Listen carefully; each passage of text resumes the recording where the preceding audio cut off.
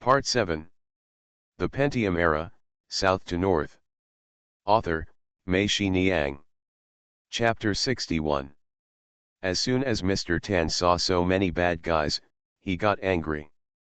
He walked to the wall, pushed his left hand against the wall, and shouted. "You want to cause trouble, don't you? You want to make a Hong Kong movie, right?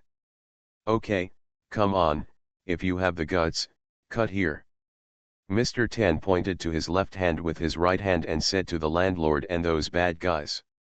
The other party obviously didn't expect to encounter such a thorn in the side today, so he hesitated. The two sides were in a stalemate for a long time, but the landlord still didn't dare to ask them to kill him, but he couldn't lose his face. He turned around and told the bad guys to close the door. Mr. Tan rushed to the door in one step and shouted, "Who the hell dares?" The landlord shouted, "Take him away, throw him down, and seal the door." "What's going on?" As soon as the elevator door opened, 3 men in military uniforms, an officer and 2 soldiers, came out. The officer asked as he walked out. When he saw Mr. Tan, he walked over and saluted him, "Old leader." "Xiao Zhang, why are you here?" Mr. Tan asked curiously. The landlord and the bad guys were stunned when they saw the situation.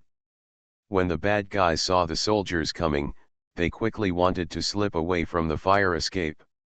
Xiao Zhang shouted. "Stop!" Those bad guys stopped. "Stand at attention." A few bad guys stood at attention obediently.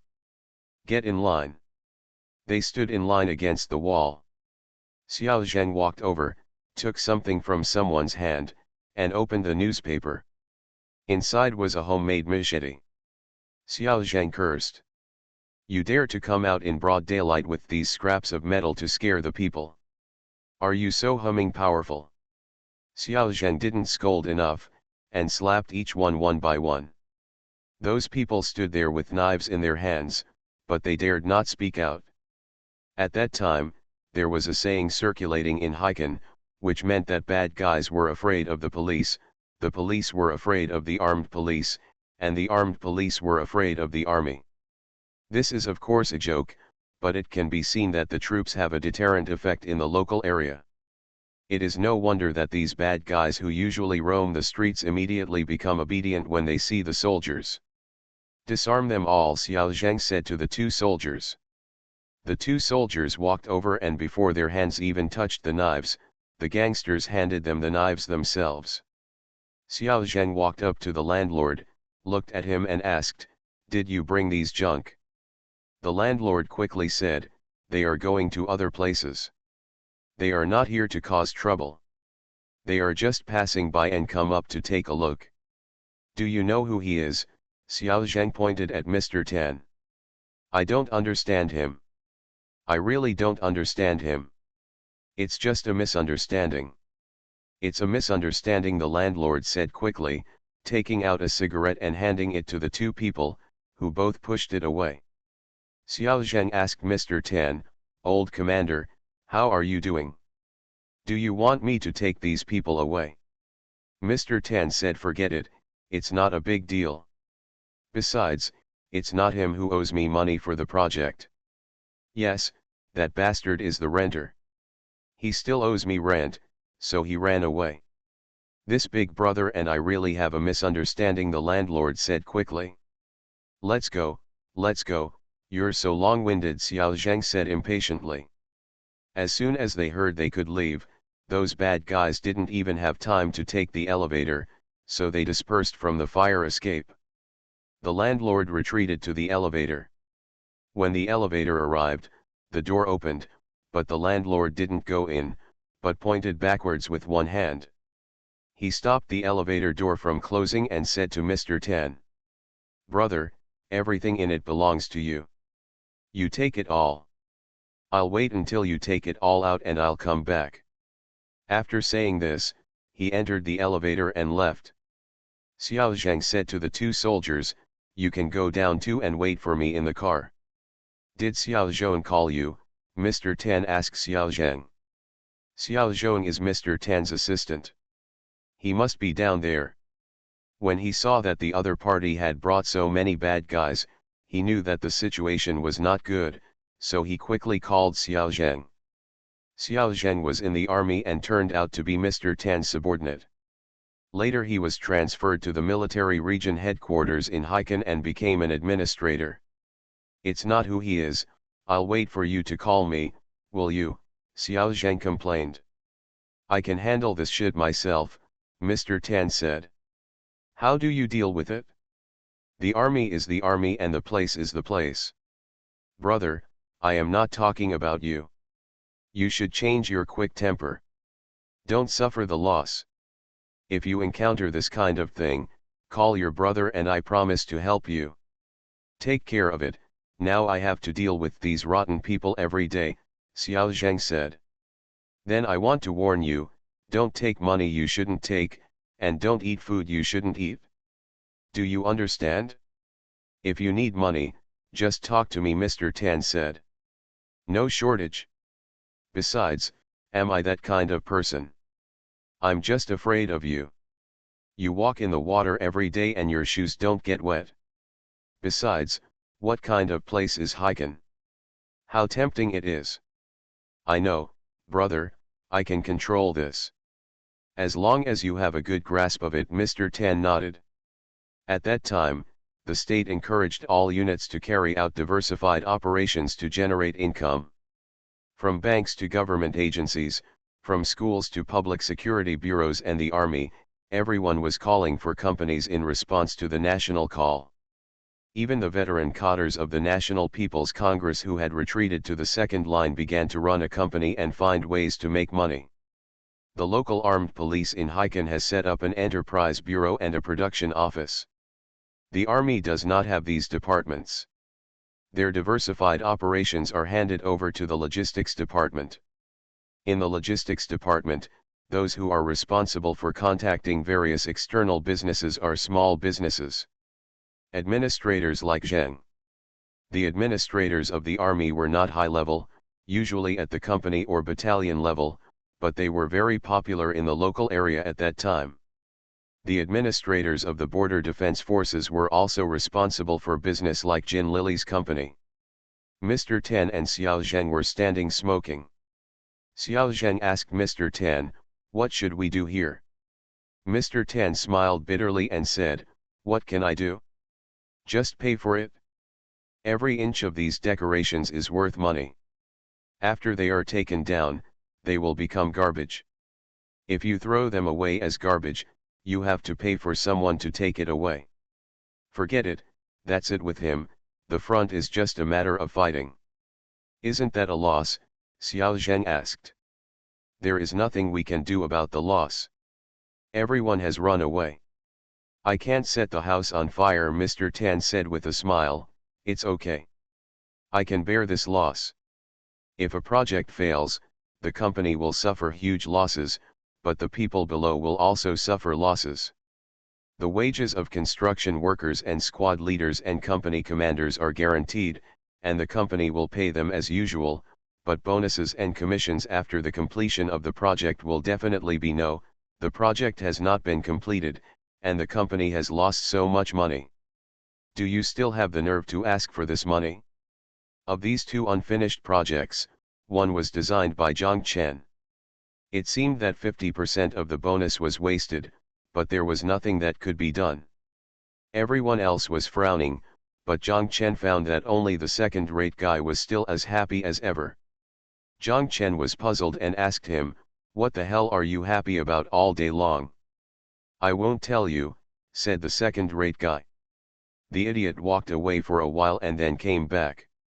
He was probably too happy and couldn't hold it in anymore. He came back and mysteriously said to Zhang Chen, "I'll tell you a good thing, instructor, it's now on sale." Zhang Chen was startled. He didn't expect that this one would come with a big discount. He asked curiously, "How much discount?" "This is the lowest I've ever encountered." The second-rate guy held out 3 fingers and told him. Back home, Zhang Chen took this matter as a pleasure and told Lu Ligan. Lu Ligan glanced at him and asked, "You just know now?" I discovered it a long time ago. I didn't see Ji Unqiang now, looking sad every day. Jiang Chen was stunned for a moment, then thought about it carefully, and realized that this was really the case. Lu Ligan lay there, sighed, and said, Jiang Chen, tell me, how can we survive in a place when business in Dingdong is sluggish? You have to live if you can't survive, or else you'll go back and be shot and burned, Jiang Chen said. Then I would rather die here than go back and be killed, Lu Ligan shouted. After a while, Lu Ligan asked again, Jiang Chen, do you think this is the economic crisis written in the book? How do I know? Jiang Chen said, it should be so. But the book doesn't say that economic crises are a specialty of capitalist countries. How the hell can we catch up? I don't know what the book says. I only know that where there is an economy, there will be an economic crisis. Just like if there is an uphill slope, there will definitely be a downhill slope, Jiang Chen said. This is a good saying. It means that if there is a downhill, there will definitely be an uphill. As long as we persist, we can see the uphill. Hey, listen, there is another humming quarrel next door, Lu Ligan shouted. The Pentium Era, South to North. Author, Mei Niang. Chapter 62. Lu Ligan was riding his bicycle and seemed to hear the sound of a BB recorder. He picked it up and took a look. It was correct this time. Someone had indeed detained him. Lu Ligan looked at the number and saw that it belonged to Li Yong. He turned right at the intersection in front of him. His current location was not far from the Longja building. Lu Ligan stopped looking for a public phone and simply rode over there. Li Yong and Chen Qiang were sitting in the office. When they saw Lu Ligan coming in, they were both surprised. I just detained you, why are you here? Li Yong asked. Lu Ligan said, I'm nearby. I'd rather call you back. I might as well just come over here.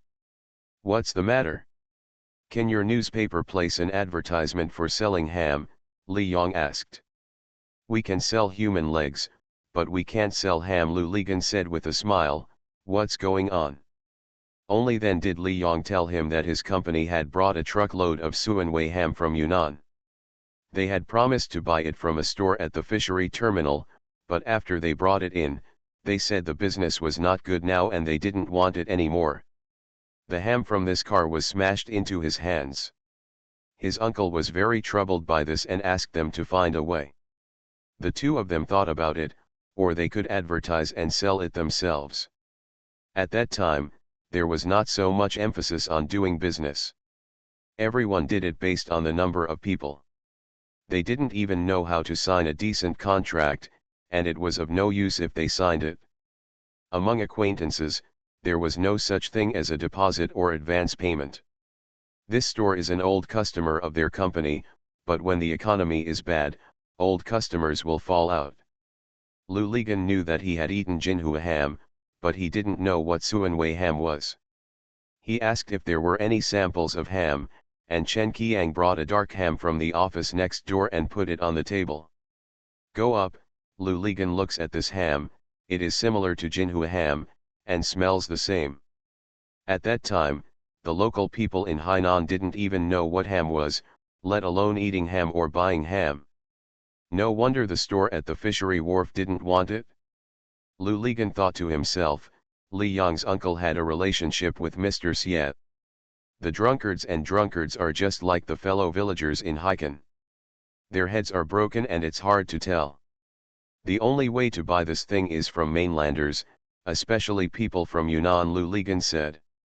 Yes, there are not many Yunnan people in Hainan, unlike Sichuan and Hunan people, and we don't know where they are, so we thought of advertising, Chen Qiang said. If you want to advertise, you can only advertise in the Haikan Evening News. Our newspaper is definitely not good.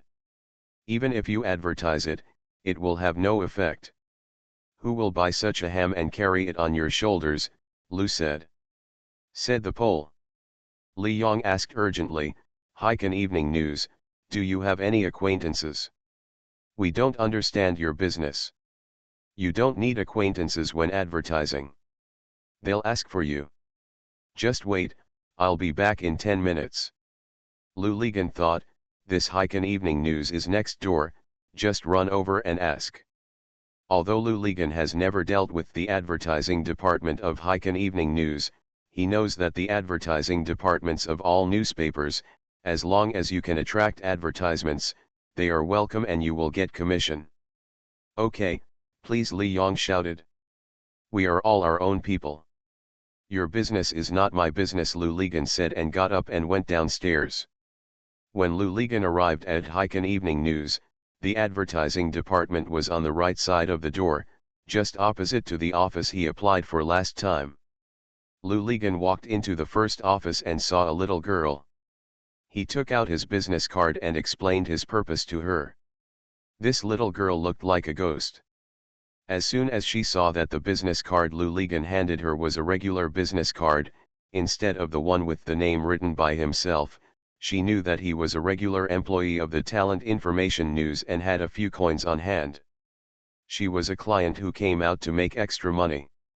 She quickly got up and led Luligan to the director's office at the back.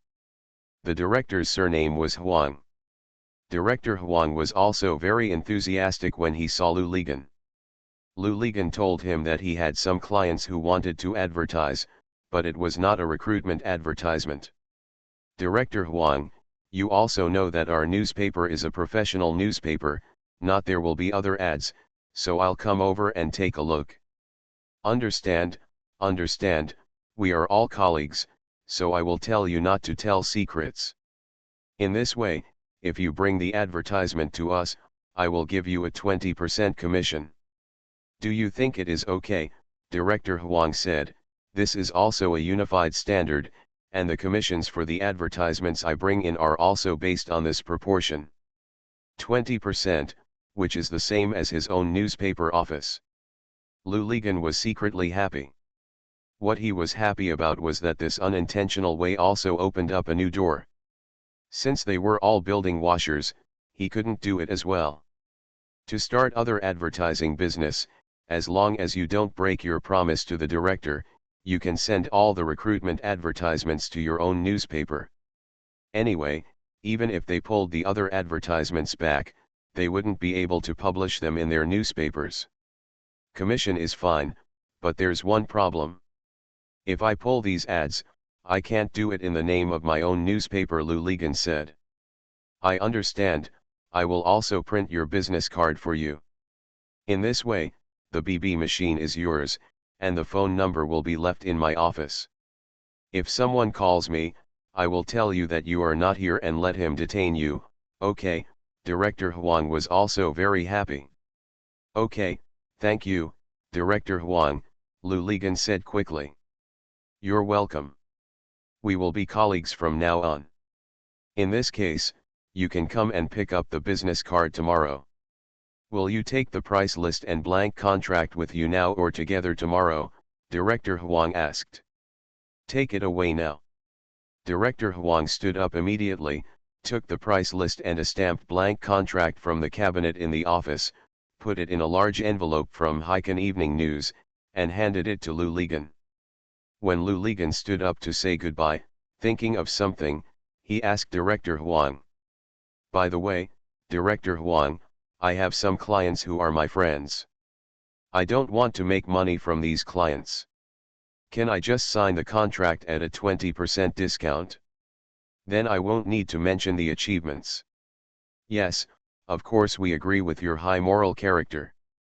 However, in addition to expressing our admiration for you, we can only give you a bottle of water. These days, it is really strange that there are people who get up early without any advantage. Director Huang said, stood up again, actually took out a bottle of water from a cardboard box on the ground, and gave it to Lulipol. Come on, drink on the way. It's such a hot day. Luligan thanked Director Huang and left. He walked into Li Yong's office. Li Yong and Chen Qiang asked anxiously, how is it? It's done. Luligan took out the price list, handed it to Li Yong, and said to him, the specifications and prices are on it. I asked them to give a discount of 20% off. Okay, I'll go talk to Mr. Su. Li Yong took the price list and left. The Mr. Su he was talking about was his uncle. After a while, Li Yong came back happily and told Lu Ligan and others that it was finalized, it was just the quarter column. My uncle even praised me and asked me where I found the connection, saying it was Heiken Evening News. If you come to him to talk about advertising, the lowest price is 9.5% off. I have never heard of 20% off. Pole, what do you have to do with it? Lu Ligan thought to himself, what kind of relationship do I have? I am my own relationship.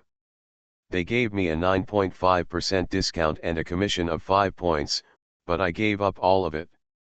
I asked their director for it. I think you should do it beautifully when your uncle asks you to do it, Lu Ligan said. Thank you so much, Li Yong said. By the way, who will the contract be signed with? Should they send someone here, or should it be signed with you? I just need to sign. Now I have been dragged into the trap by their director, and I am also from Heiken Evening News, Lu Ligan said with a smile. Really, that's great, Li Yong and Chen Qiang both shouted, and Chen Qiang also said, their director is really discerning. Li Yong and Lu Ligan signed the contract, then went to the finance department to get a check and returned it to Lu Ligan. After Lu Ligan said goodbye to them, he walked downstairs. He thought about putting the check in his bag and returned it. Worried about losing it, Lu Ligan simply went to Heiken Evening News again. Director Huang saw that Lu Ligan had been away for about 20 minutes and then came back. He thought he had left something here, so he looked around and said doubtfully, Xiao Lu, why did you end up here? I didn't see it. A bottle of water, Lu Ligan smiled. A bottle of water, Director Huang was confused. Lu Ligan handed the contract and check to Director Huang. When Director Huang saw it, he almost couldn't believe his eyes, so fast. He looked at the discount above again, understood, and shouted happily, the water is in the cardboard box on the ground. You can get it yourself. You can take as many bottles as you want. If there is not enough, I will have someone carry a box over for you. That's enough, that's enough. I want a bottle. Thank you, Director Huang, Lu Ligan said quickly. You are listening to Novels at Bless Up channel. Wish you happiness and luck. Please subscribe to receive new novels. How do you feel about this novel? Please like and leave a comment. The Pentium Era, South to North. Author, Mei Niang. Chapter 63. Lu Ligan asked Zhang Chen to design an advertisement for Li Yong and others' Suan Wei Ham, Yunnan People's Own Legs, and sent it to Li Yong for Mr. Su's review. Mr. Su was very satisfied after reading it. I told Li Yong that the painting is good, and this sentence is also well composed, haha. After the advertisement was published, Lu Ligan called Li Yong and asked him how effective the advertisement was. Li Yong said it was okay, and many people called him one after another. This car of hams will probably be sold out in more than a month, and finally there will be no loss. Lu Ligan thought for a moment and asked Li Yong, will you be there tomorrow morning? Yes. Okay, then I'll come tomorrow morning, Lu Ligan said to him. When Lu Ligan returned home after washing the building, he quickly took out several shoe boxes of his business cards and dug out his notebook. Then he searched and copied on the paper. When Zhang Chen came back, he saw business cards spread out on a table and asked Lu Ligan, what was this for? Lu Ligan talked to him, and Zhang Chen also sat down and helped him find it. The two of them were busy until midnight, and then they went to that food stall for a late-night snack. When he arrived at the door and saw Ji Unqiang sitting there listlessly, Lu Ligan said, let's have supper together, I'll treat you. Ji Unqiang raised his head and looked upstairs. Lu Ligan and Zhang Chen remembered that the door next door was open when they just passed by. Zhang Chen asked, is your wife okay? Let's go together. Ji Unqiang called Jia downstairs. Jia ran into the corridor and leaned out. Jianqiang told her to come down and have a midnight snack. Jia ran downstairs. It seems like their business is really not doing well. Zhang Chen thought. The next morning, Lu Ligan went to Li Yong first. He took out a stack of more than 20 pages of paper and said to Li Yong, "You can't just wait here for customers to come to your door. You have to take the initiative to sell door to door. This is where all the hotels in Haikan make bridge rice noodles and Yunnan cuisine, as well as those who cook Jiangsu, Zhejiang, and Shanghai cuisine. They all use Jinhua ham. I've seen it. Yours is no different from Jinhua ham. It can be completely replaced. Let your salesman take the samples and go to these addresses to find them. This car of ham will definitely be sold out quickly." Li Yong looked at the papers, which were densely packed with the names, addresses, and phone numbers of each store. Some also had contact names and phone numbers, and shouted, "Great, Pol, where did you find these?" Chen Qiang saw Lu Ligan coming and walked in. He became excited when he saw the list. "Where did you find it?" "I've been to all these stores," Lu Ligan said with a smile. "Have you been there?" Chen Qiang asked in surprise. "Yes, I have been there." Lu Ligan then told them how he washed the building every day. Lu Ligan said, "We are not familiar with the place here, so Zhang Chen asked me to use the best method to wash the building. It's a stupid way to do it, otherwise I wouldn't have met you." Li Yong and Chen Qiang were both dumbfounded, and then they realized that Lu Ligan's daily work was like this. "Then what kind of salesman do we need, Li Yong? The Pole has given us such important information. The two of us just took the samples and ran according to the list," Chen Qiang shouted. Li Yong quickly said yes. "By the way, you should also bring your newspapers. Those who have advertised in the Haikan Evening News can increase your credibility," Lu Ligan reminded. Li Yong and Chen Qiang both agreed. 3 days later, Chen Qiang detained Lu Ligan. Lu Ligan called back. Chen Qiang said excitedly on the phone, "Gangzi, your list is great. Our hams are all sold out, and there are many stores asking us to order. They said that in the past, if they needed ham, they had to mail it from their hometown. It took a long time, and it was not as cheap as ours. If we have it, they will all purchase from us in the future. Mr. Su sent me and Li Yong to go back to Yunnan today to purchase the second batch of goods." "Awesome," Lu Ligan also became excited. He thought for a while and said to Chen Qiang, "By the way, Qiang, the economy is not good now. If others see that you are profitable selling ham, they will definitely follow suit. In this way, when you go to Yunnan this time, you must sign an exclusive agency agreement with the manufacturer. For Hainan, you must be the exclusive agent in Hainan Island. In this way, firstly, you can control the competition of others, and secondly, with the exclusive agent, you will be more convincing to your customers." "Okay, Pol, your idea is great. When we come back, we can invite Zhang Chen and the others to get together," Chen Qiang shouted.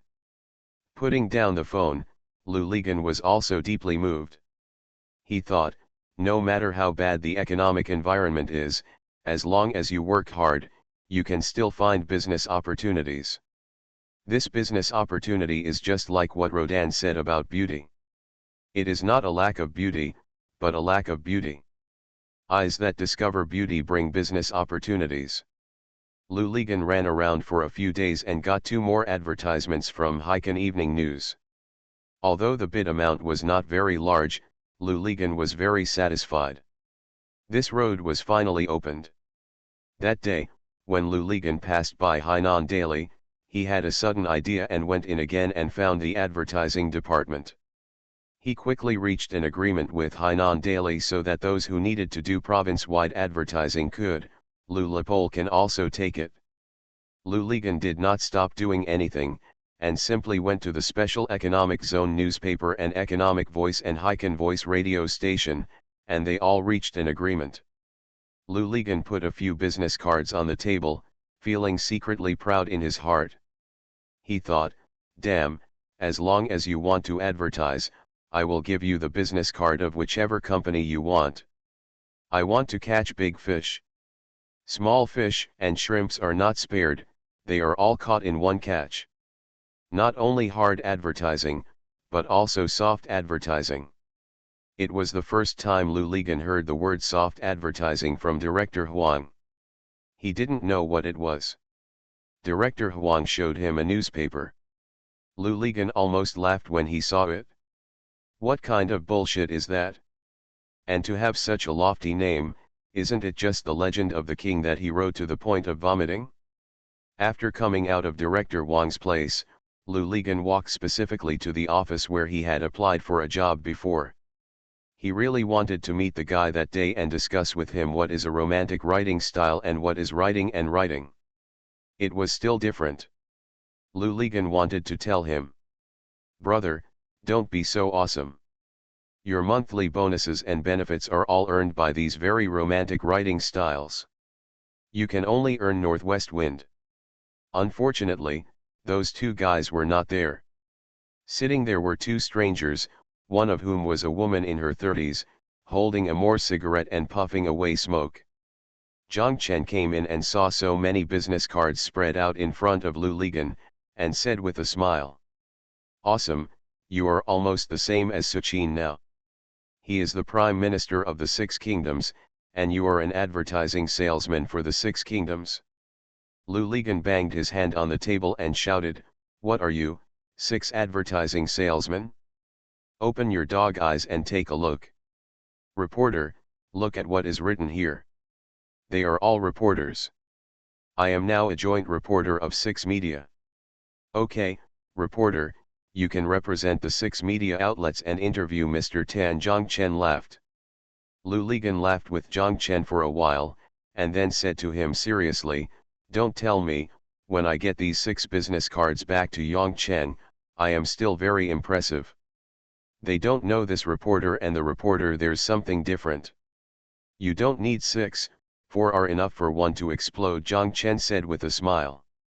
While the two were talking, a ping-pong match started next door, accompanied by Jia's cries. Lu Ligan and Zhang Chen hurried over. The door was opened and they saw that the tables and stools inside had fallen to the floor, and the wash basin. The bowl was smashed and trampled, and a plastic bucket fell to the ground. There was water all over the ground. Looking at Jianqiang and Jia, they were still struggling with each other. Zhang Chen and Lu Ligan hurried in and pulled the two people apart. They pushed Jianqiang to the corridor. Jianqiang wanted to rush back to the room, but the two had no choice but to take him downstairs. Just as we were brought to the stairs, Jia ran out of the room and was about to jump off the building. Lu Ligan quickly put down Jianqiang and ran back to hold Jia. Jianqiang and Jia were both struggling, trying to rush towards each other.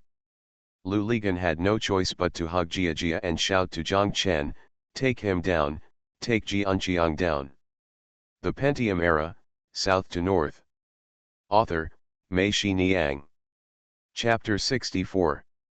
Zhang Chen brought Jianqiang to the entrance of the courtyard, pressed him on the chair, then took out a cigarette and gave one to Jianqiang.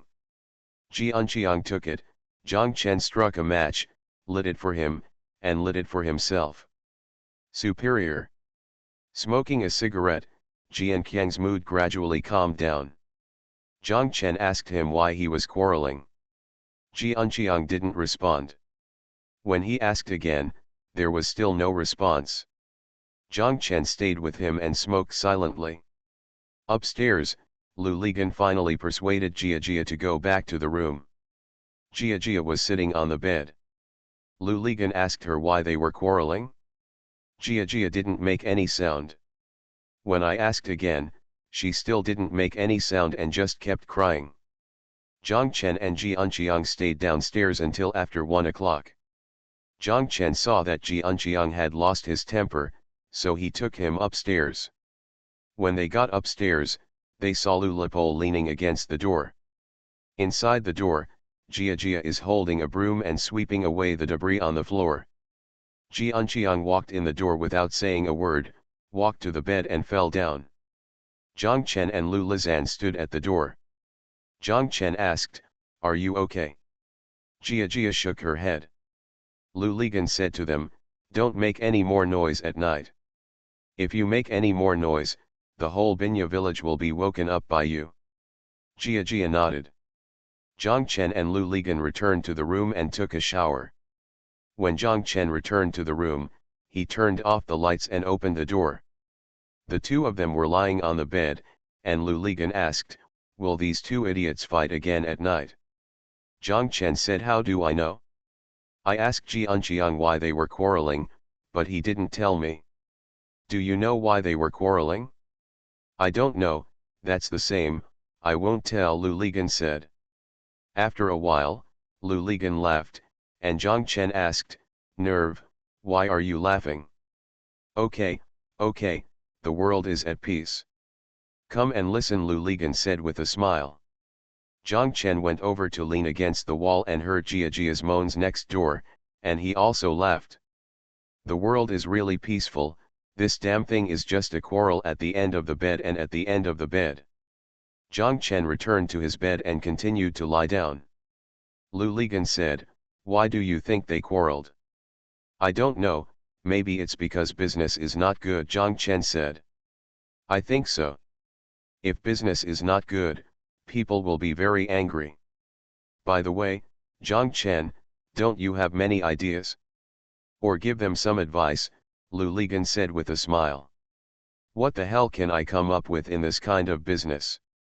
The most I can do is introduce the commander of the 2nd Artillery to them," Zhang Chen scolded. "Don't tell me, this is really a solution," Lu Ligan nodded in the dark. What have I become? A pimp," Zhang Chen cursed, while Lu Ligan chuckled. Although Lu Ligan is still working hard at washing buildings, there are still fewer and fewer units looking to recruit people, but other advertisements have begun to increase. Lu Ligan gradually wanted to understand the relationship. When the economy was depressed and the performance of all companies declined, the first reaction of the bosses of these companies was that the people below were not right. They became lazy, stupid, and useless. I became enterprising, so I started to replace people constantly. Anyway, there was no labor law at that time. If the boss asked you to leave, you should leave obediently. There was no compensation, arbitration, etc. If you were asked to leave in the morning, you would not be able to stay in the company until the afternoon. When many companies do this, it actually sets off a boom in the recruitment market. Everyone is changing people frequently, and every day, batches of college students from the country's top universities come to the island. Due to special reasons, they can't settle the score later. As a result, they were settled, and graduation equaled unemployment. They all came to this hot land, which dazzled the bosses. After this period, the bosses also understood that it was not the people who were not good, but the general environment. So instead of replacing people, they began to lay off people. While they were laying off people, they were worried about a pile of things that could not be sold. Advertising is needed, and when demand exceeds supply, who wants to advertise? It will be a waste of money. After understanding this, Lu Ligan began to become cautious. He contacted the business desperately every day. When someone negotiated an advertisement, he insisted on biting his own commission, and giving up 5 points was like being cut off a piece of meat. Lu Ligan is not like this. He has set a goal for himself, that is, he will only earn 5 points for each advertisement. Anyway, he has a fixed salary. The rest, no matter how much, should be treated as windfall. The key is to harvest quickly, because this phase, too, will pass quickly. If you talk to the boss directly, you can get a 15% discount at a time and give up the profit to the end. The decision-making power is in the hands of the vice president or others. Those who are greedy for money will give you money for 15 points. Those who are greedy will give you 15 points for food. Those who are greedy will give you 15 points for your sex. At this time, Lou Ligon would go to ask the commander of the 2nd Artillery for advice. This guy was like a Heiken color code. What he introduced was cheap and good quality. Lou Ligon fed those bastards all they wanted at once. Facts have once again verified Lou Yun's statement. In this city, there are really far more people who are greedy for sex than people who are greedy for money and food. Even those who are greedy for money will most likely take the money for sex. Therefore, although Lou Ligon did not make much money from one advertisement, he was busy every day with busy business and felt very fulfilled. When people are busy, it doesn't matter how much or how little money they have. It will give you the illusion that you are very important. If you are at home, you will think that you are very important to the family. If you are at the company, you will think that you are very important to the company. If you hold an important position, you will feel that you are important to the country. Those who are more arrogant will think that they are very important to the world, but in fact, it is that sentence. Without anyone, the earth will still turn. Lou Ligon was busy, and Zhang Chen was also very busy. As soon as the incident of several projects came out, everyone from the company boss to the workers below wanted to finish the projects in their hands as soon as possible. In this way, they could get the project funds early and be safe. Mr. Tan has already announced that from now on, he will not do any projects that require advance funding. Even if everyone plays every day, it is better than losing money every day. The foreman at the construction site is more anxious than the company commander. The workers also understand this. There is no need to rush them, they can work overtime voluntarily to meet the construction deadline. When the workers work overtime, Zhang Chen has to stay at the construction site. Otherwise, those workers will not be able to see the company commander. I can't find the instructor, so it's all a mess. Zhang Chen was as tired as a dog every day. When he got home, he fell on the bed and fell asleep. Even when Jin Lily came over the weekend and Lou Ligon was not there, Zhang Chen just handed in his homework in a hurry, which made Jin Lily suspicious. Zhang Chen, did you go out and mess around? Zhang Chen said, even if I have the heart, I also need to have the ability. Look at me, I'm so tired that I can't even lift my 3 legs. Jin Lily thought for a while and said, okay, I forgive you, but I don't care about your 2 legs, I only care about one, I want you to be independent. Zhang Chen almost fainted from laughing, and Jin Lily also laughed. When I got up the next day, even though it was Sunday, Zhang Chen still had to go to the construction site to work overtime and do engineering work. What kind of weekend was there? Jin Lily wanted to go to the construction site with her to have a look. Zhang Chen said yes, and then immediately said no, you can't go. You'd better go back to the company. Why? Zhang Chen, you won't hide your beauty in the golden room on the construction site, right? Not so much Zhang Qiao. There is a 2nd Artillery commander at the construction site. If you go there, he will definitely stare at you lustfully. I don't want my girlfriend to be looked at like a ding-dong. Jin Lily kicked him and said, who is ding-dong? The commander of the 2nd Artillery. Who is the commander of the 2nd Artillery? Please tell me clearly, Zhang Chen. Zhang Chen smiled and said, I can't tell clearly. The name was given by the Pole. You can ask the Pole. Jin Lily pulled open the sheet between the 2 beds. Today was Sunday. Lou Ligon was still sleeping, with his body bent like a shrimp. Jin Lily kicked him on the buttocks, and Lou Ligon was turning around in a daze. Jin Lily asked. Goal, who is the commander of the 2nd Artillery? Go away, let me wake up before we talk, Lou Ligon cursed. No, I can't sleep if I don't tell you. Jin Lily kicked her again. Lou Ligon had no choice but to sit up and introduce the 2nd Artillery commander to Jin Lily.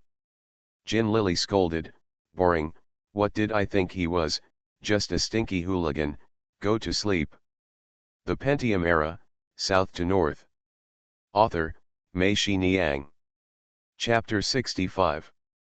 Just as Lu Ligan fell down, he heard Jin Lily shouting, "Oh no, Zhang Chen, you are with such a stinky gangster every day, will you become a stinking gangster too?" "Yes, I suggest you take measures," Lu Ligan said. "What measures?"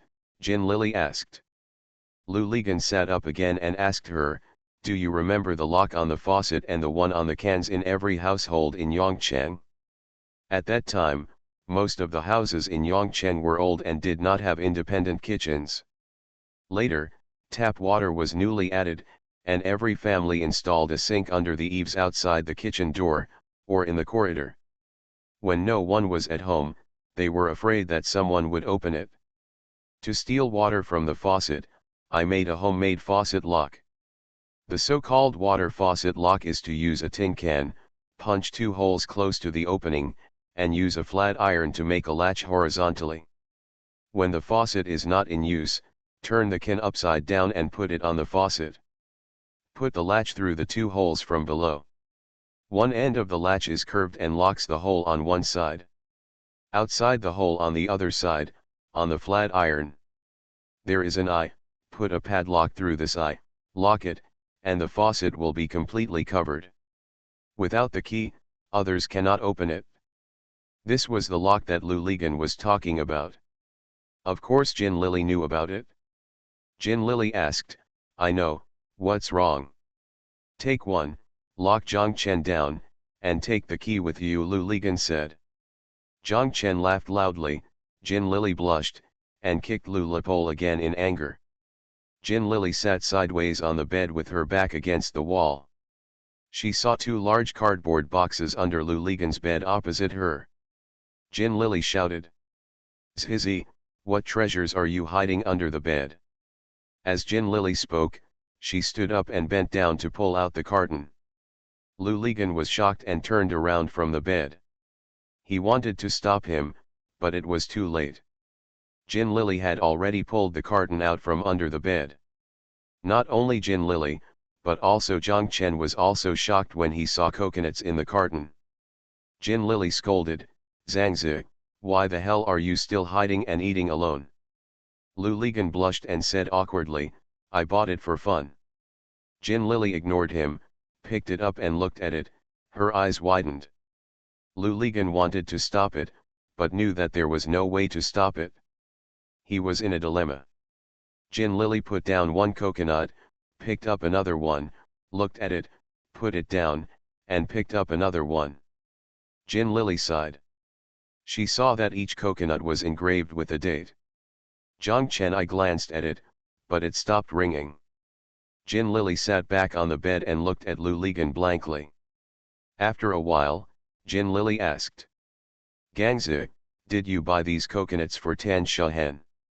Lu Ligan smiled and murmured, "At that time, didn't she say she wanted to eat 1 coconut a day? I thought, 1 coconut this day, not much time, there was no place to put it, so I gave a discount and gave it a week. She buys 1. Zhang Chen and Jin Lily both remembered that Tan Shahen said that when they arrived in Hainan, they would eat 1 coconut a day. That was on Jiaohang, the night they decided to come to Hainan. "Tan Shahen hasn't replied to you yet?" Jin Lily asked. Lu Li stood silent. Every week, he would write a letter to Tan Shahen, telling her about his situation during the week. Every time he put the letter into the mailbox, he would buy a coconut. He would tell her how many coconuts there were under the bed. "How many letters have you written to Tan Shahen?" Lu Ligan fell back on the bed, turned over, and continued sleeping facing the wall. Jin Lily pushed the carton back under the bed. Zhang Chen and Jin Lily went downstairs. Zhang Chen sent Jin Lily to take a taxi on Binhai Avenue. While they were standing waiting for the taxi, Zhang Chen and Jin Lily said, "How about you write a letter to Tan Shahen?" Jin Lily said, "Okay, I understand." When Zhang Chen came back to his room after get off work every night, he always felt that something was missing. Lu Ligan was busier than him now. He spent every night socializing and dealing with his advertising clients. After taking a shower, Zhang Chen lay on the bed. In order not to attract mosquitoes and to keep cool, he turned off the lights and opened the doors and windows. This place is far away from the coastal road. At about 10 o'clock in the evening, the locals have already gone to bed. They all have the habit of getting up early to drink morning tea. However, the number of foreigners renting in the village has dropped significantly, making the village more depressed than before. Many, even the shop owner who was always energetic before, is now listless. The surroundings were very quiet. Zhang Chen could hear the whirring of fans, and in the small shop, there was probably a guy playing billiards and singing at the same time. The singing was intermittently high and low, interspersed with the crackle of billiard balls. What he was singing was Special Love for Special You by Wu Sikai, a very nice new song. Zhang Chen was annoyed to death by his intermittent highs and lows.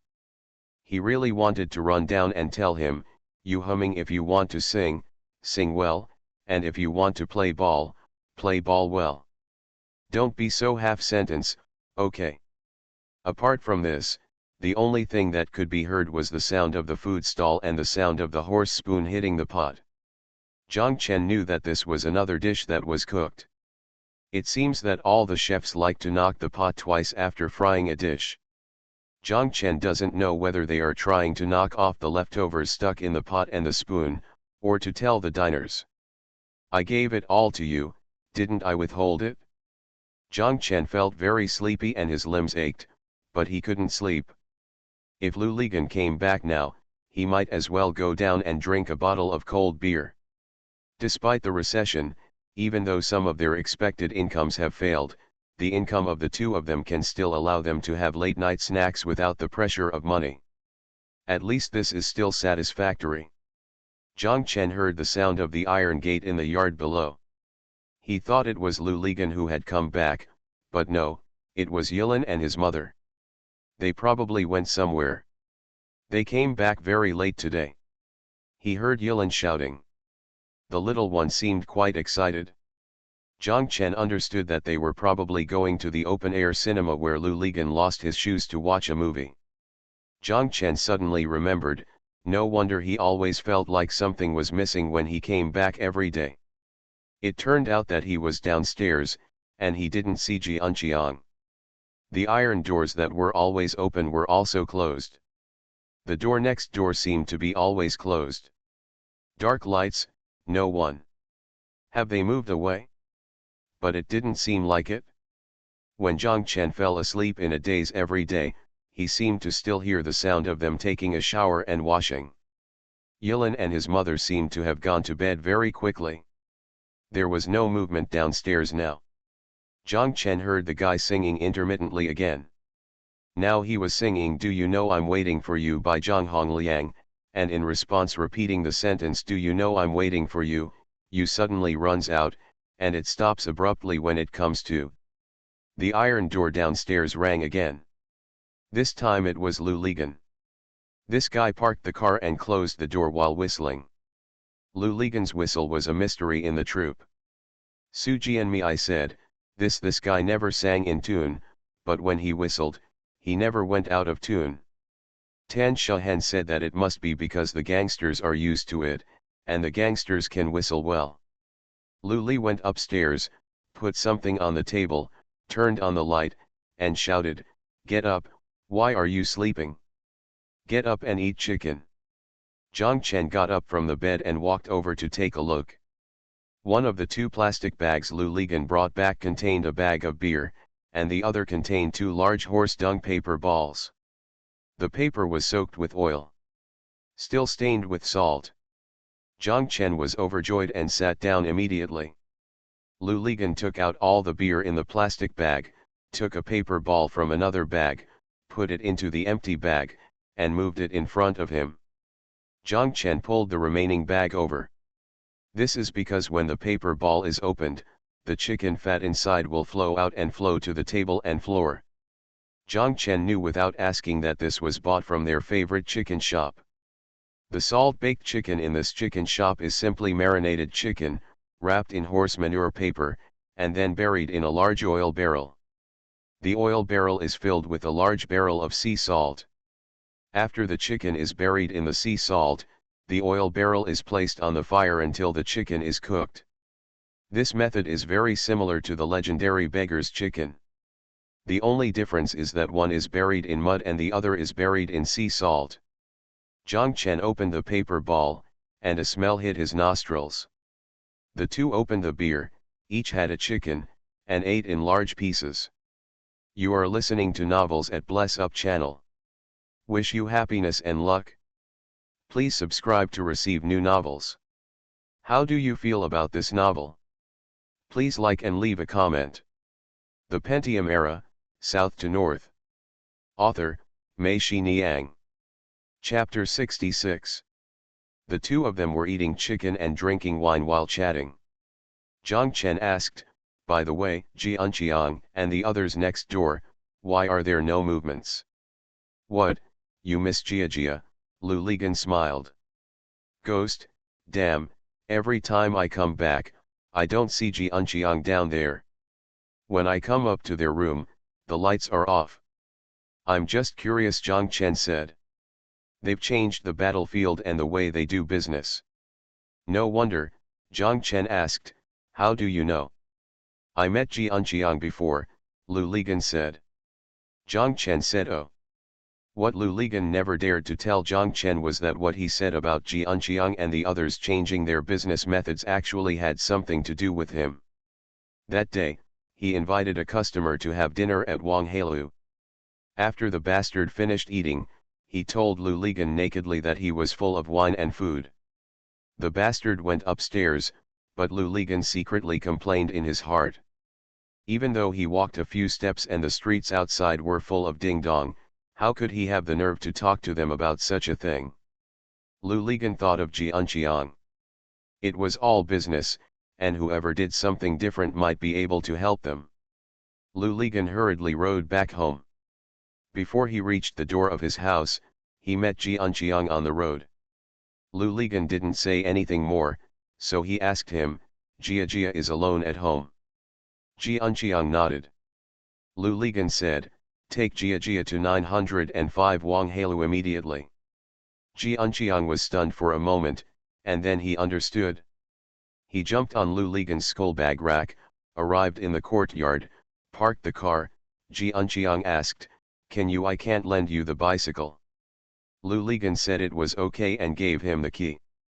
When Ji Unqiang took the key, Lu Ligan thought of something and immediately stopped him again and told him, don't go there by bike.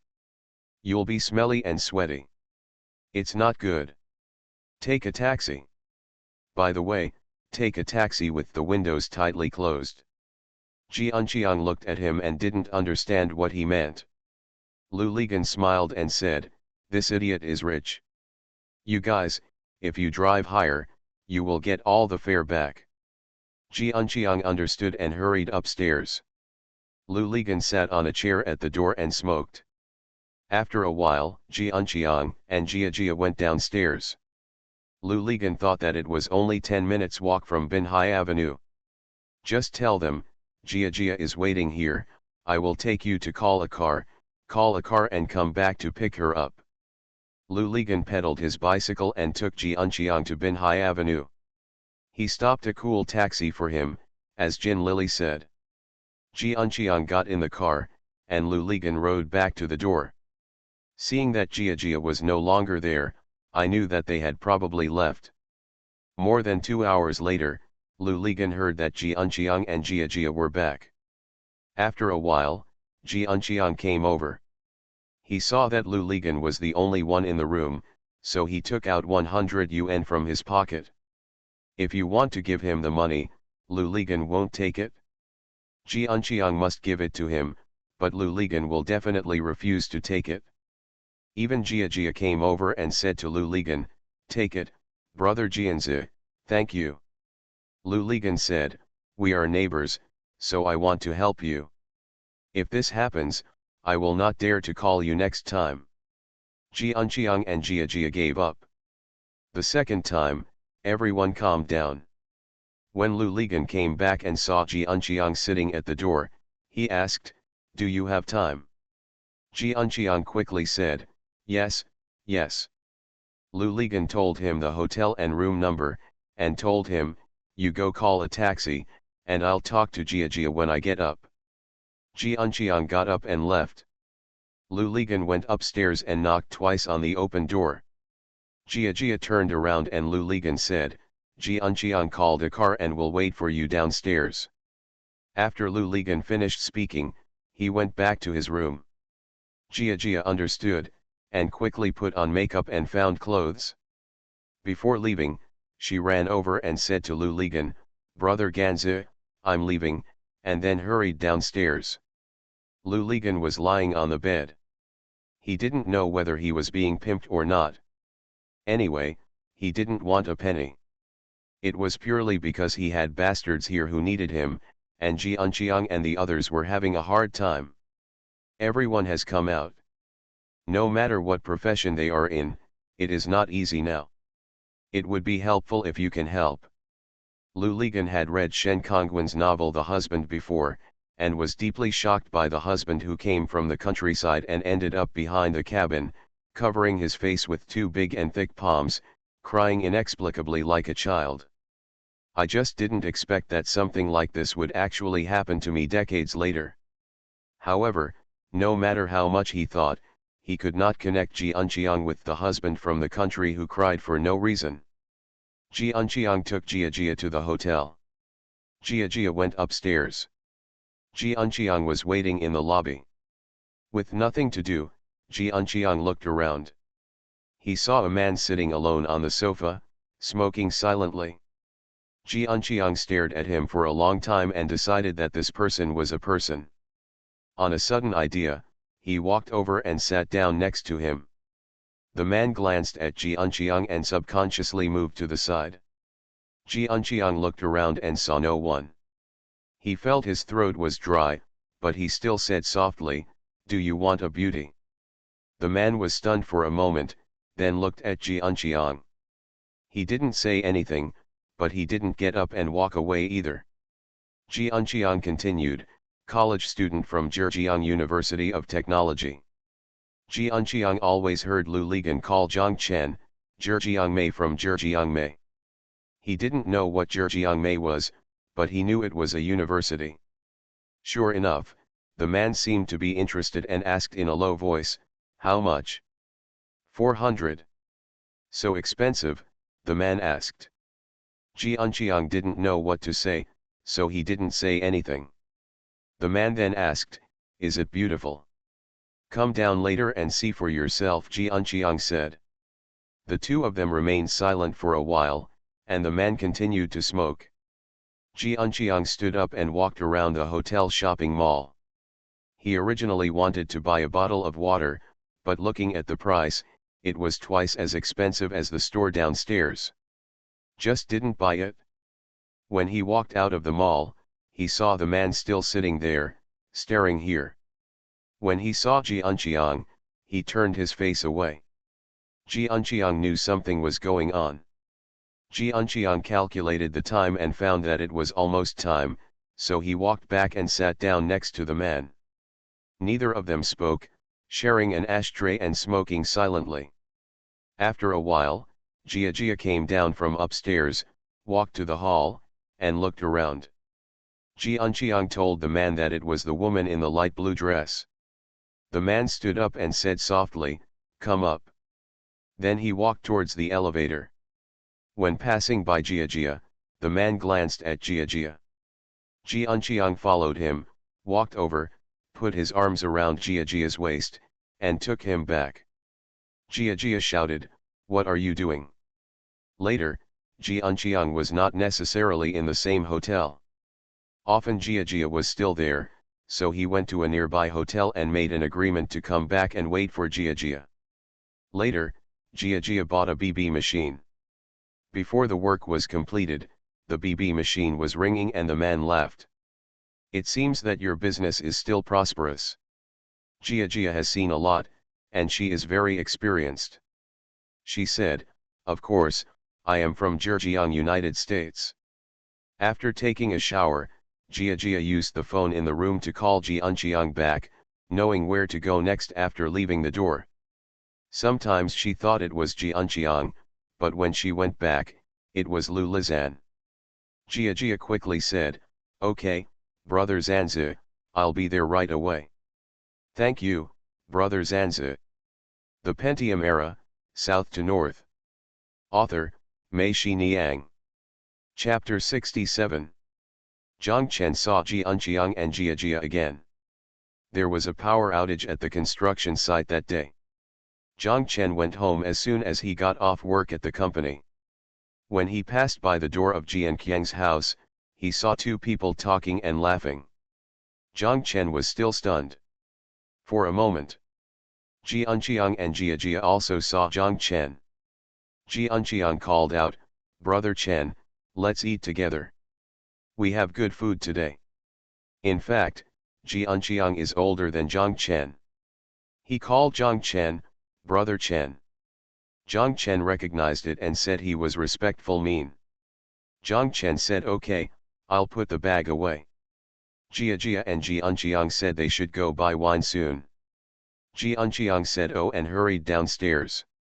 Zhang Chen returned to the room, but Lu Ligan did not come back. Zhang Chen put his bag away. When he walked out, he saw that Jia had moved the small table to the corridor. When he took out the dishes, Zhang Chen saw that there were crabs, chicken, and shrimps are indeed abundant. After a while, Jianqiang came back with wine. The three of them sat down to drink. Zhang Chen asked, "What day is it today and there are so many dishes?" Jia giggled, and Jianqiang said that today is Jia's birthday. No wonder, Zhang Chen quickly picked up the cup and wished Jia a happy birthday. While eating, Zhang Chen clearly felt that the two of them, especially Jianqiang, were more enthusiastic about him than before. The two of them seemed very affectionate to each other. Zhang Chen was also happy for them and asked, "You two, are you fine now?" Yeah, the two of them nodded together. "Brother Zhang Chen, can I ask you something?" Jia said. "What's the matter?" "Tell me," Zhang Chen said. "What do you guys from Zhejiang and the United States do?" Jia asked. Zhang Chen laughed and said, "You must be talking nonsense. It is from Zhejiang Academy of Fine Arts, not Zhejiang Academy of Fine Arts. Zhejiang Academy of Fine Arts is a university in our hometown. Its full name is Zhejiang Academy of Fine Arts. It teaches painting." Jia understood this problem that had been bothering her. Those people always like to ask her whether Zhejiang America is like this or Zhejiang America is like that. Next time, she can tell them that her school is called Zhejiang Academy of Fine Arts and that she studies painting. No wonder Brother Chen's paintings are so good. It turns out he studied them in college, Jianqiang said. Zhang Chen could only smile awkwardly. Lu Ligan's judgment was correct. The hard life was getting harder and harder. Many people from their own newspaper and advertising department had left. They didn't know whether they left on their own or were kicked out. Lu Ligan didn't bother to ask. "Anyway, I can still complete my monthly tasks, and my salary and bonus are guaranteed." Xiao Ren told him that you are already the best. Some people have had their wages deducted 7 to 8 times, leaving only more than 40 yuan. If you don't work hard for the director, how can you survive for more than 40 yuan, Lu Ligan said. Then you have to be embarrassed. You haven't done a penny of business in a month, and you are late every day and absent from work. The director said, with just over 40 yuan, you are humming exploiting other people's hard-earned money. Don't think you came to the office. You should get the money if you sit and sit, if you sit and sit and you will have money. Go, I'll go to your house to sit every humming day. Xiao Ren imitated the director's tone and said disdainfully. Lu Ligan laughed loudly and praised him for his perfect learning. "Senior brother, you are a natural leader. Do you know that as long as you give time, you will become a successful person? Come on, shoot harder, it's good to have fun in the midst of suffering," Xiao Ren shouted. Lu Ligan smiled and walked away, before taking another sip of Xiao Ren's water. Lou Ligon was right when he thought about it. If he got more than 40 yuan a month, the newspaper office would be too embarrassed to come back. You are so humming messed up, how dare you meet people? The director's face was tense all day long, and his brows were furrowed, as if everyone in the world owed him 250. Only when he saw Lou Ligon would he loosen the lock. When Lou Ligon saw the director, he quickly handed over his hand. Sorry, boss, I haven't worked hard enough. This month's performance can only make ends meet. The director patted his shoulder, sighed, and said to him, I know you worked very hard. This is not a crime other than war. Lou Ligon really wanted his performance to skyrocket, but this recruitment advertisement was really no better than other advertisements. His boss, seeing so many people under him, got angry and wanted to kick them away. You also told him to recruit people, and he hired you to support him? However, in comparison, one thing their newspaper company is good at is that any company that can still recruit people at this time should at least be one of the few companies that can live a decent life. So far, the newspaper company has not. There have been cases where advertising fees were owed, or other random things were used to offset advertising fees. That day, an old customer asked Lou Ligon for help. He asked if he could place an advertisement for a pressure cooker in the Heiken Evening News. Their company had a warehouse full of pressure cookers. He asked Lou Ligon for help. The reason is that the boss asked whether half of the advertising fee can be offset by a pressure cooker. Lou Ligon said, I went to help fight for it, so I went to find Director Huang. Unexpectedly, Director Huang agreed immediately. He said, anyway, whatever our advertising department earns, the newspaper office takes it and uses it to distribute benefits. There is no money. Everyone has a pressure cooker. But Xiao Lu, half of your commission will go to the pressure cooker. Director Huang and Lou Ligon said. Okay. Lou Ligon agreed wholeheartedly, because he was asking Lou Ligon for help, and the other party was naturally embarrassed to ask for benefits. In this way, Lou Ligon actually got a 10% cash commission, but he still gave half to the other party, leaving only these 3 more than 10 pressure cookers. Gave Lou Lizang a headache, and there was no place to put them back. Lou Ligon had an idea. Wasn't Li Yang's company next door? He asked them to use it as welfare points. But you can't let Li Yang use it as welfare points every time. Li Yang said, this will spoil these guys. Besides, this is what you got in exchange for your hard work. You can't give these guys an advantage. Secondly, the next time he gave it, Li Yang refused to take it, so he had no choice but to find a way to move it back. Later, Lou Ligon found out that he was not the first to do this. In fact, at that time, not only the advertisements received by Heiken Evening News, but also other media basically followed this model, and 50% had been calculated.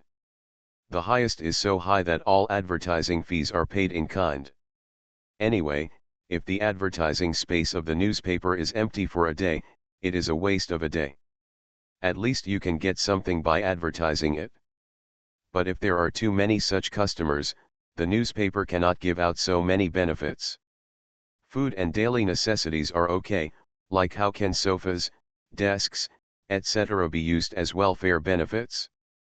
During that time, there were so many such advertisements, and they were probably all backlogged there. The advertising department has nothing to do, so they just accept the ads and figure out how to sell things by themselves. The new interns are simply given desks and let them sell by themselves.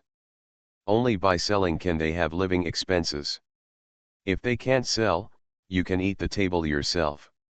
Lou Ligon was getting more and more things, and he was very annoyed by it. From oolong tea, red dates, wolfberry, soybeans, black fungus to all kinds of liquor, gas stoves, chiseline and evergreen toffee and peach-filled candies, various ceramic cups and dishes, telephones, radio cassette players, and leather shoes for the elderly.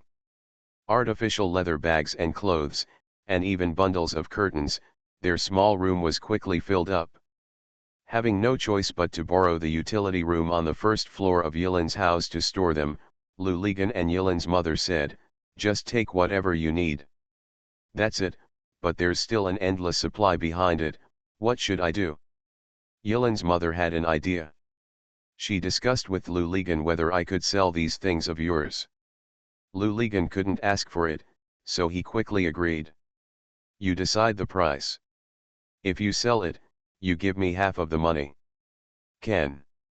The local women in Hiken were very hard-working. They worked in the fields and took care of the house, which was basically the woman's sole responsibility. On the streets of Hiken at that time, you could often see this phenomenon, with women walking in front carrying a load. The man had his hands behind his back, followed by yuze. At that time, the local men in Hiken were notoriously lazy and rotten. After they became more liberal, they became even more gambling and lustful. A bad boy like Yilin's father took a compensation payment from the family and ran away with Ding Dong. In fact, if he didn't run away, he would just be a decoration at home. When the compensation money is used up in a few years, he will still be a thief. Come back by yourself. Yilin's mother borrowed a tricycle from her neighbor. No matter it was windy or rainy, sunny or sunny, she would dress up the tricycle like a grocery store, and then pedal on the tricycle to sell in the streets. She was actually allowed to sell some every day. Although the money was not much, the sense of oppression that accumulated every day was gone. Lu Ligan finally breathed a sigh of relief. The Pentium Era, South to North. Author, Mei Xiniang. Chapter 68. Zhang Chen's original project has not yet been completed, but it has reached the final stage, and more than half of the workers have been transferred to the new construction site. When a new construction site was opened, Zhang Chen had to go to 2 construction sites and 3 parts of the company.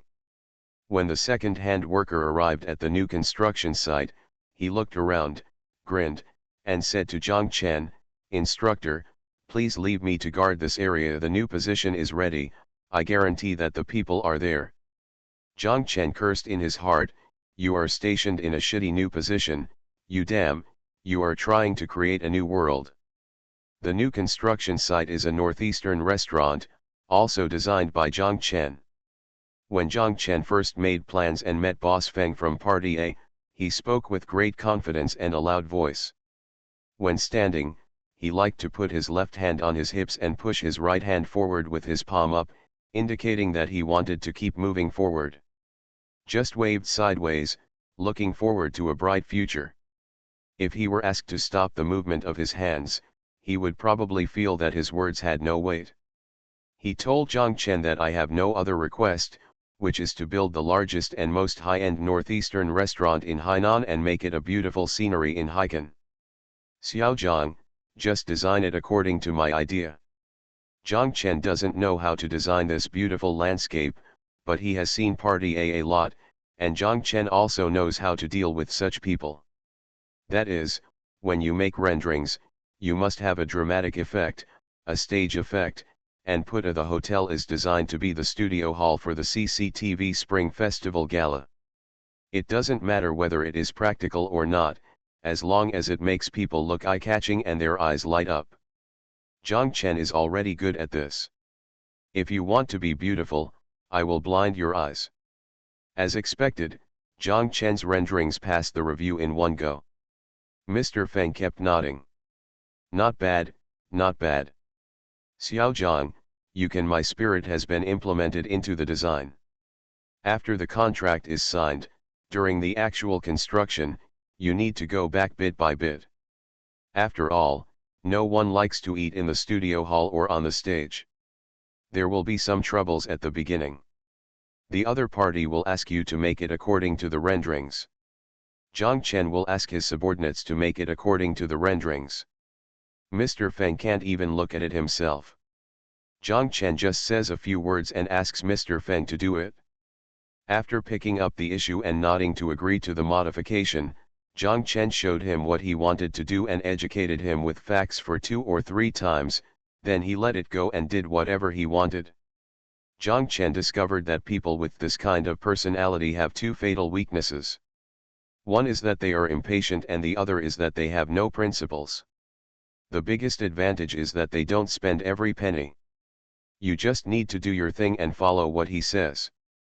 If you describe it as his clever idea even though it was your idea, he will happily climb up the pole and be safe from then on. At first glance, Mr. Feng was a leader before, and he himself liked others to think of him as a leader. Anyone who had dealt with him knew that he was originally the deputy director of the propaganda department of a prefecture-level city in Heilongjiang. With this money and a head full of lofty ideals, he went south to Hainan to conquer the world. Mr. Feng does not like others to call him Mr. Feng, or Boss Feng, but prefers others to call him Boss Feng or Leader Feng. After the project started, Zhang Chen felt that Boss Feng was starting to lose confidence day by day, probably because he had felt the chill of Hainan's economic freeze period. Later, when Zhang Chen saw him again, he found that he had become a little depressed and no longer liked standing in public with his left hand on his hips. More often, he would lean against a corner of the wall, smoking silently, with a cold look in his eyes. Looking at the busy decoration workers not far away, Zhang Chen would shudder every time he saw him like this. He would remind his squad leaders that this project should be done carefully and impeccably. No matter what the other party says, you are not allowed to talk back. Also, you must control project progress. Zhang Chen thought for a while, and decided to take the renderings and subsequent revised drafts and ask Mr. Feng to sign them. Mr. Feng looked at him puzzled. Zhang Chen smiled and said, "These are the crystallization of Leader Feng's wisdom? Please help me sign and confirm. When I look at these pictures in the future, I will be able to think of Leader Feng's teachings." Mr. Feng frowned, but still signed. Just as Zhang Chen was about to leave, Mr. Feng stopped him again and told him that I might have to go back to my hometown next week and you should not stop the construction here. Zhang Chen said yes. Zhang Chen turned around and immediately went to the company. He learned from the company's finance how much money Mr. Feng and the others had paid. Based on the money that had been paid, Zhang Chen ranked the approximate project quantities of each team and assigned the team. The supervisor called them together and told them that everyone should stick to this project quantity and never exceed it. The team that is now close to the project quantity should work slowly. The squad leaders were puzzled and asked, "Why, instructor? I'm worried that there will be problems with their funds." "You don't want to work in vain, right?" The monitors all understood.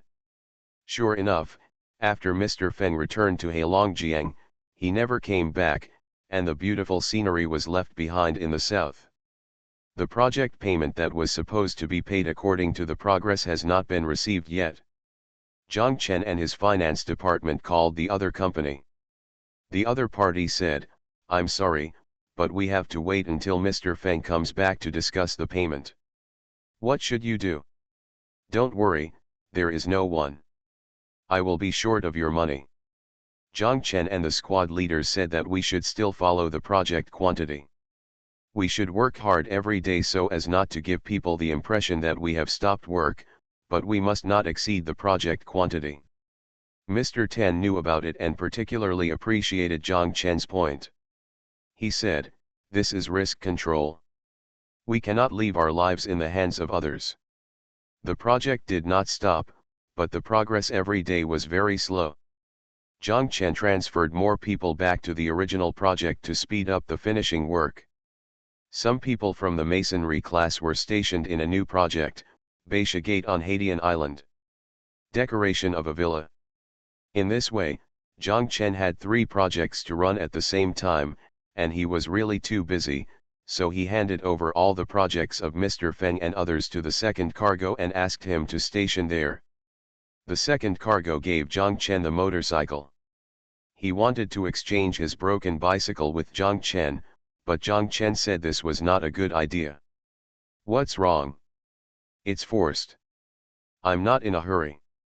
I just ride it slowly to and from get off work every day. Didn't the instructor say that the project needs to be slow? Let me, The company commander, start slowly. Baishamen is very far away. You ride this old car across the People's Bridge every day? It will make you tired like a dog, said the second-hand guy. Only then did Zhang Chen change with him. When Lu Ligan returned home, he saw a motorcycle parked in the yard. He went upstairs and looked around, and even went to Jian Qiang's door next door to listen. Zhang Chen was surprised and asked, "What are you looking for?"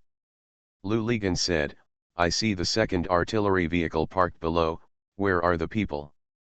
Only then did Zhang Chen tell him about changing cars. Lu Ligan laughed. "Haha, this is really good for you as an instructor. I can guarantee that if he had a wife, he would even lend her to you. Walk around." "What?" Zhang Chen asked. "Teach me how to ride a bike."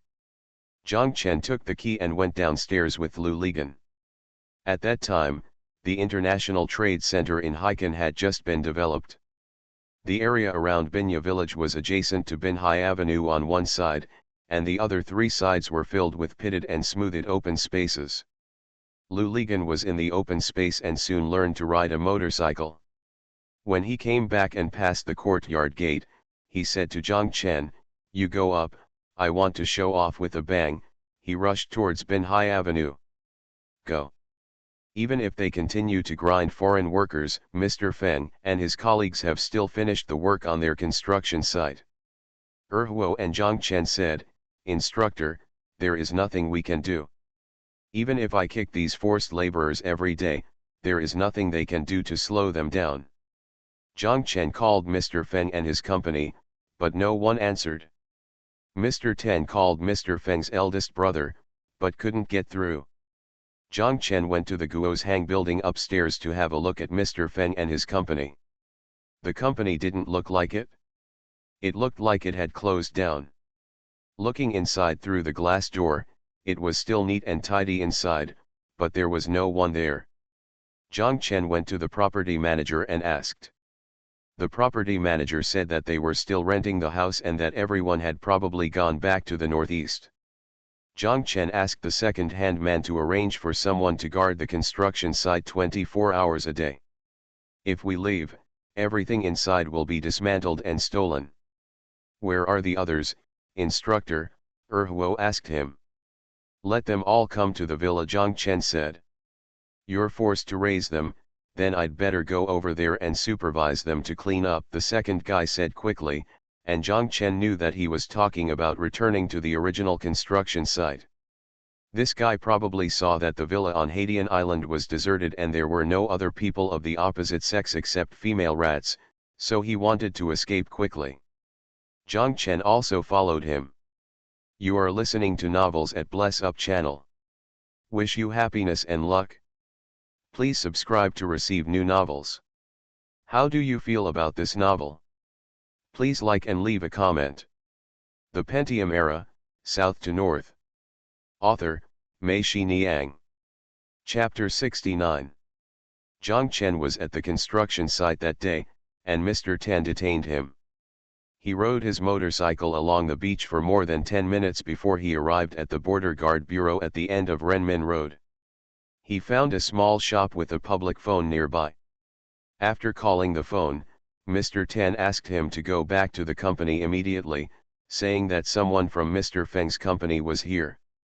Zhang Chen did not go back to the construction site and ran directly to the company. When he arrived at the company, he entered Mr. Tan's office and saw two people sitting inside. Zhang Chen clicked on the door twice and Mr. Tan quickly greeted him, "Come in. All waiting for you." Zhang Chen went in and after Mr. Tan introduced him, he learned that these two people had just arrived from Heilongjiang yesterday and were sent by the forestry farm to take over Mr. Feng and his company. One of their surnames was Li and the other was Ma. Mr. Li and Mr. Ma, Mr. Tan said that the two people were a little shy. Apparently they were not very accustomed to their new identities.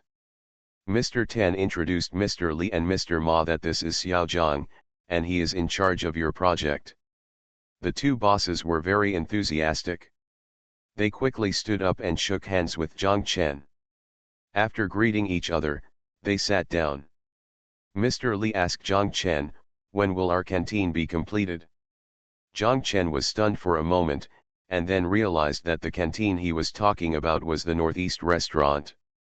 Zhang Chen quickly said, "We are also very anxious, and we are just waiting for you to come over. Now, the workers on the construction site don't know what to do. I will go through your company. We have been to the construction site and did not see any workers." Mr. Ma interrupted him and interjected. Zhang Chen smiled and said, "Yes, I have been to your company, but I couldn't find anyone. I don't know what to do next, so I asked the workers to stop and wait." The two looked at each other, and Mr. Ma asked with obvious dissatisfaction, "Why don't you hurry up? It's been more than a month since Feng went back. We thought that after such a long time, your place would have been renovated by the time we arrived, already done." Zhang Chen was cursing in his heart, "It's your mother's fault. Why didn't you just say it was open for business and wait for you to collect the money?" Mr. Tan's face was obviously not good looking, so Zhang Chen quickly smiled and said, "Well, as a decoration company, we don't dare to do this when we can't contact Party A. Moreover, there are a lot of modifications and reworks in this project. It turns out that Mr. Feng has very strict requirements. He asked us to follow a bright and beautiful landscape construction, so we almost all carried out the work under his guidance. If you are not here, how dare we do the construction without authorization? Damn it, it's a beautiful scenery." Mr. Li scolded, "This idiot took 5 million from our forest farm. I don't know how many times he built it. Every time he said it was a beautiful scenery, in the end it was after the rain. The rainbow has disappeared. 5 million, so much money?" Mr. Tan and Zhang Chen were both shocked. It seemed that the cost of this beautiful scenery was indeed not small. Of course, to them, it was only a little more than 1/10. A canteen is not just a place for eating and shitting. "How beautiful is it?" Mr. Ma also scolded him.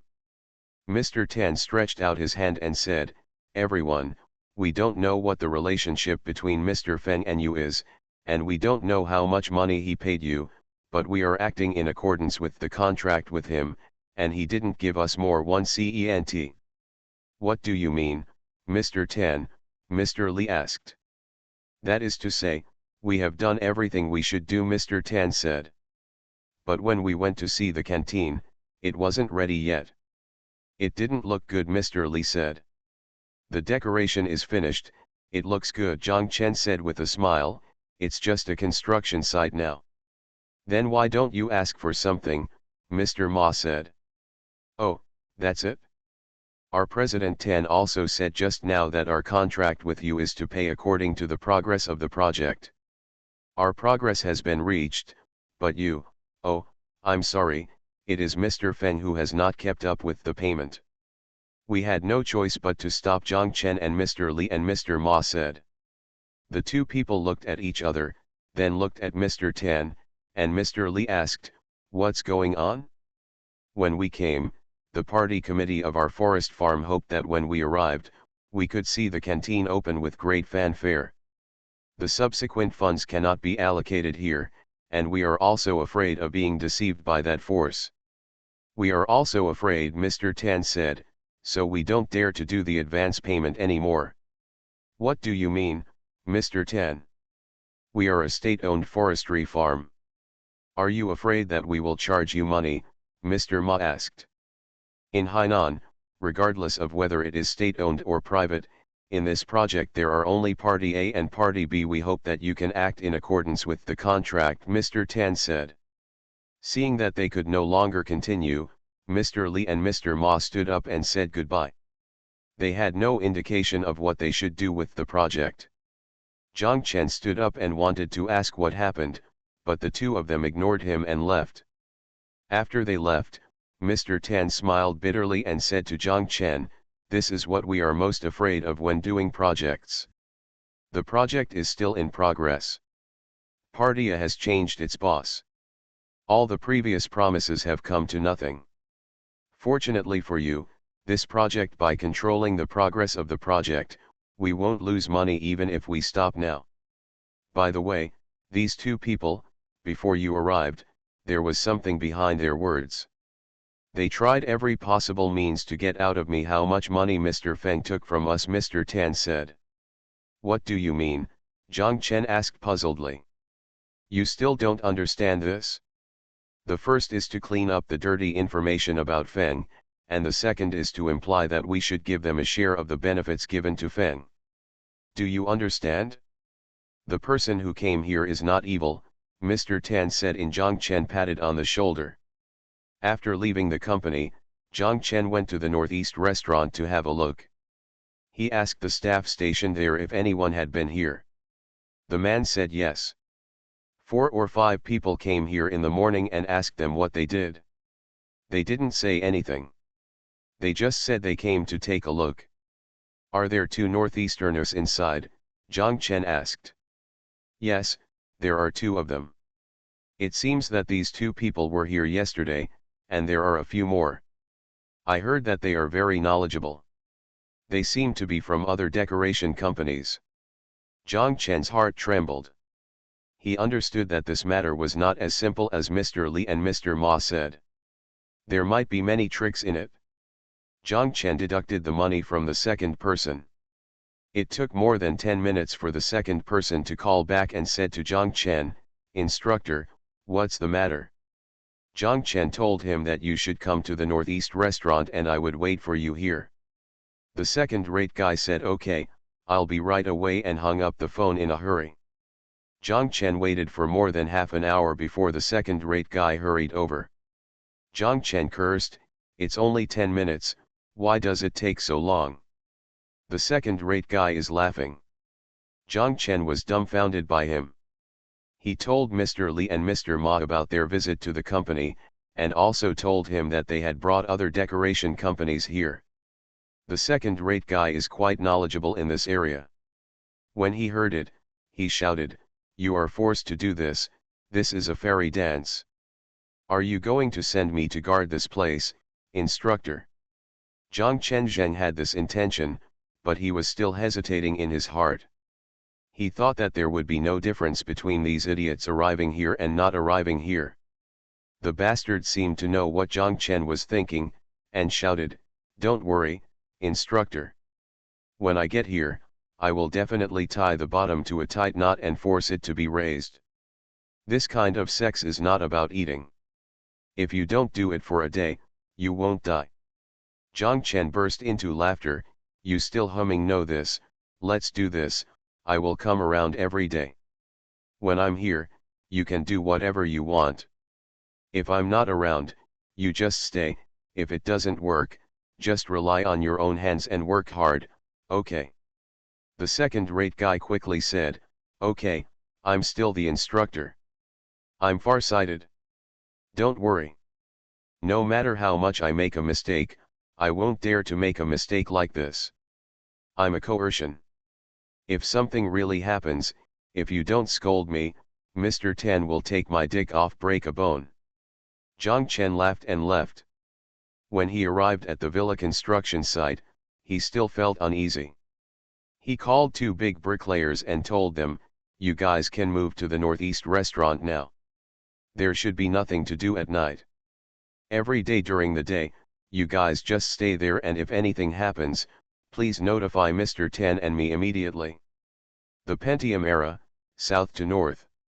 Author, Mei Xiniang. Chapter 70. The next morning, Zhang Chen was thinking about the Northeast restaurant, so he did not go directly to Baishamen. Instead, he decided to go to the Northeast restaurant first. Before he left the courtyard, the BB player in his waist rang. Zhang Chen knew this person. The number was a small shop next to the Northeast restaurant. Zhang Chen's heart skipped a beat. He quickly went to the shop and returned the call. The call was from the mason Zhang Chen sent last night. He said to Zhang Chen, "Instructor, come here quickly. The second company commander is fighting with them." Of course Zhang Chen knew who they were. He quickly said, "Okay, I'll be right over. Have you called Mr. Tan?" The other party said he was beaten. After hanging up the phone, Zhang Chen hurriedly ran over there. On the way, he was still surprised. What was strange was not that the second-rate guy got into a fight with the guy, but that the second-rate guy went to the construction site so early. It seemed like this guy was really interested. Zhang Chen arrived at the Northeast restaurant, parked his motorcycle in the parking lot at the back, and when he turned around and walked to the gate of the Northeast restaurant, Mr. Tan's car stopped and he arrived too, and the two of them hurriedly walked inside. They saw Mr. Li and Mr. Ma standing there with 4 or 5 people. Opposite them, the second-hand man was holding a water pipe in his hand, blocking them. Mr. Ma pointed at the second-hand man and shouted, "Take the iron pipe, lay down."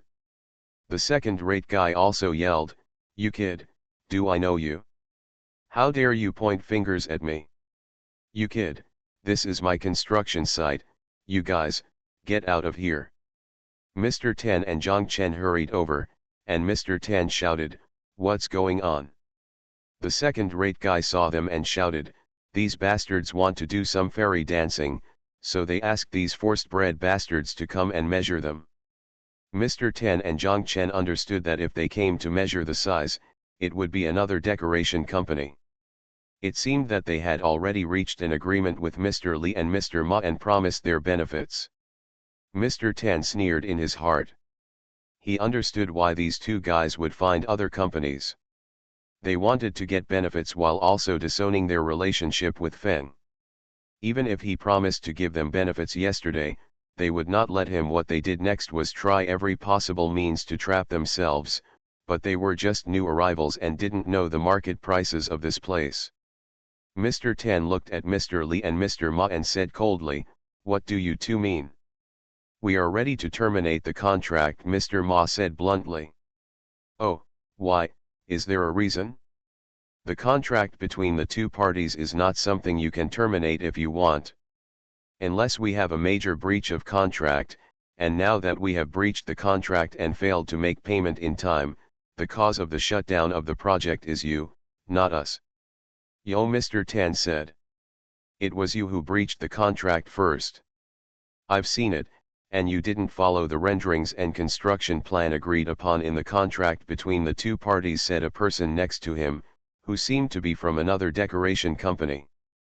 Mr. Tan knew in his heart that if they found such a reason to terminate the contract, it must be this guy's idea for them. Otherwise, they wouldn't be able to come up with this trick just because of these two ignorant pigheads. "Shut up," Mr. Tan scolded, "do you have the right to speak here? Who are you? Are you from their company? Come on, show me your business card. If not, you humming just shut up." Mr. Tan cursed in his mouth, but he was already complaining secretly in his heart. Of course, he knew that if the other party used this reason, it would be completely valid. At that time, it was the norm for the industry to modify the decoration project while it was being constructed. "Which project? You use this to set up, and you always use it accurately. The other party will use this, knowing that this is the norm. Only an expert can hit 7 inches. Mr. Tan sighed secretly. He thought that this project seemed to be unable to proceed. Although there was no loss, he had been busy for a long time and had not made much money.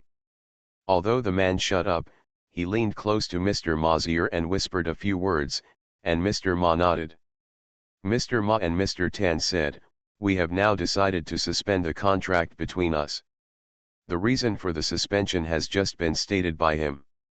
If you are dissatisfied and want to make trouble, we are not afraid. Don't think you have a few workers. We have 80,000 workers in the forest farm. If there are many people, a whole train of people can be brought over, and if there is a lawsuit, we will accompany them. Then we will file a lawsuit with you. According to the contract, the breaching party must bear double the liquidated damages. I calculated it, and it is probably more than 1 million. We don't have to do anything. Just file a lawsuit and we can get this for free." "More than 1 million is pretty good," Zhang Chen said. The one who was silenced couldn't help shouting, How can you win in this lawsuit? You will definitely lose. Zhang Chen smiled, you are right. If we change the construction plan without authorization and fail to do what is agreed in the contract, it will indeed be our breach of contract and we will definitely lose. However, if we change the construction plan during construction, Party A will get confirmation. In our industry and law, I think you also know, this is called project change. Project change, as long as Party A confirms it, it is effective. Of course, but do you have any? The man asked. Maybe Mr. Li and Mr. Ma just arrived in Haikan and don't know much about this project.